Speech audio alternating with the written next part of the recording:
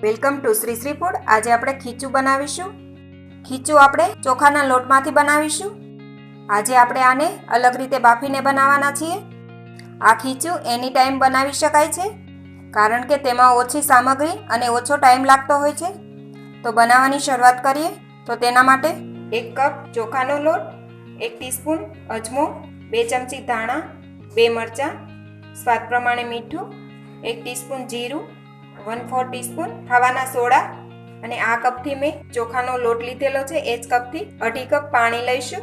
એક mixer jar લઈ તેમાં આપણે ધાણા અને મરચાં એડ કરી દઈએ, આખું જીરું, અજમો, મીઠું, આને આપણે અધકચરું ક્રશ કરીને તૈયાર કરીએ। જરૂર પડે તો 1 ચમચી પાણી એડ કરીશું। મરચાં કોથમીર ક્રશ થઈને તૈયાર થઈ ગયું છે। આ રીતનું આપણે ક્રશ કરી લેવાનું।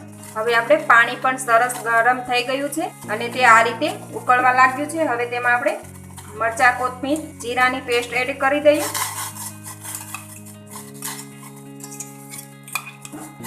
અને થોડી વાર માટે તેને ઢાંકીને ઉકાળી લઈએ। હવે આ સરસ ઉકળીને તૈયાર થઈ ગયું છે। હવે તેમાં સોડા એડ કરી દઈએ, મિક્સ કરી લઈએ।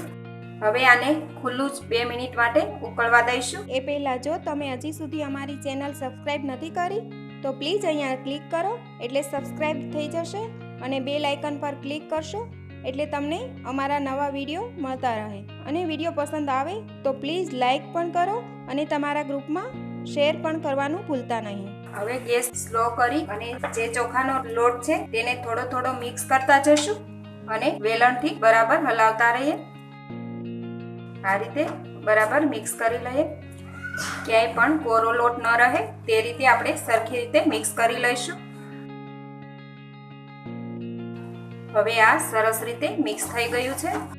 હવે ગેસ સ્લો રાખી નીચે આ રીતે તવી મૂકી તેના ઉપર તપેલી મૂકી અને તેને 2 મિનિટ માટે ખીચું આપણે બાફીને તૈયાર કરી લઈએ।